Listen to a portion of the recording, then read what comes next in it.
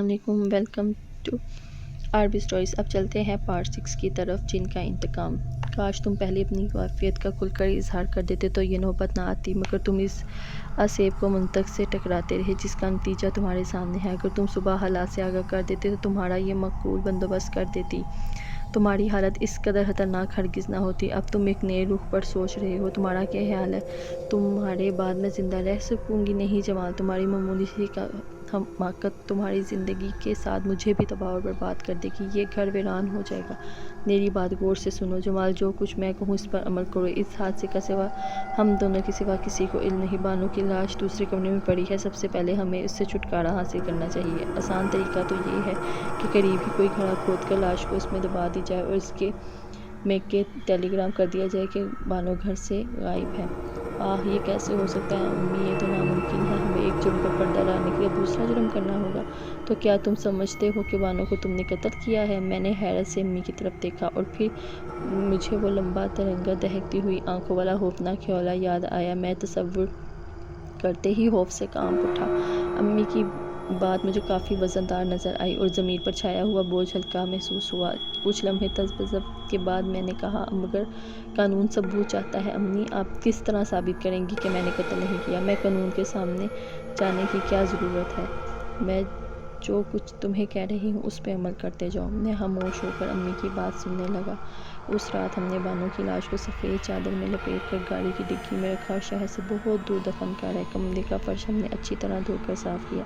صبح ایک ٹیلی گرام بانو کے گھر روانہ کر دیا جس میں بانو کے غائب ہونے کی اطلاع تھی، اور دوسرا لندن بھائی کی طبیعت بہت خراب ہے، جتنی جلدی ممکن ہو سکے پہنچنے کی کوشش کرو۔ بانو کی پراسرار گمشدگی پر پولیس نے پوچھ گچھ کی اور میری طبیعت اور حالت دیکھ کر انہیں یقین ہو گیا کہ بانو واقعی کہیں چلی گئی ہے۔ تاہم انہوں نے کوٹھی کے ارد گرد کی زمین کا معائنہ کیا تو انہیں کہیں سے بھی مار کر دفن نہ ملا ہوا کہیں سے ثبوت نہ ملا۔ کچھ دنوں بعد بھائی لندن سے آ گیا۔ امی نے ایسے تمام حالات سے آگاہ کیا۔ اس دوران امی نے کسی اچھے سے عامل کو تلاش کرتی رہی۔ آخر ایک دن آپ کا پتہ چل گیا اور ہم آپ کے پاس آ گئے۔ اتنا کہہ کے ڈاکٹر جمال خاموش ہو گیا۔ میں نے پہلو بدل کر کہا، آپ نے یہاں آ کر اچھا کیا۔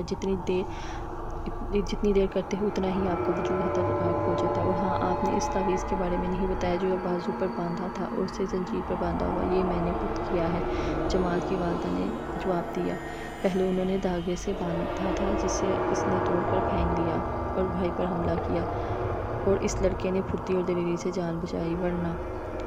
اور اگر یہ تعویذ آپ نے خود کیا ہے تو بڑی اچھی کوشش ہے۔ معمولی اسیب کے لیے یہ کارآمد ثابت ہو سکتا ہے۔ چونکہ آپ نماز کا وقت قریب ہے، میں نماز پڑھ کر آؤں، واپس آ کر دیکھوں گا کہ یہ عفریت کتنے پانی میں ہے۔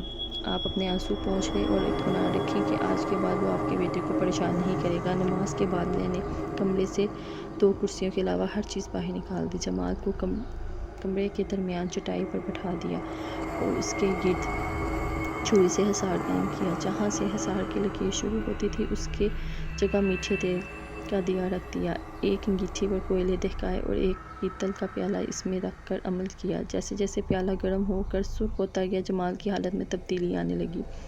اس کی آنکھیں پیالے پر مرکوز تھیں اور آنکھیں سرخ تھیں۔ جب پیالہ اچھی طرح تپ کر خوب سرخ ہو گیا، جمال کے حلق سے ہلکی ہلکی گھرراہٹیں نکلنے لگیں۔ ان کی نگاہیں اس پیالے پر مرکوز تھیں اور یوں لگ رہا تھا جیسے موقع ملتے ہی وہ پیالے پہ ٹوٹ پڑے گا۔ اس لمحے میں اس نے اٹھ کر حصار کی بنیادوں پر لکیروں پہ پڑا ہوا تیل کا دیا روشن کر دیا۔ دیے کے روشن ہوتے ہی اس کی آنکھوں سے نفرت اور غصے کی چنگاریاں سی نکلنے لگیں۔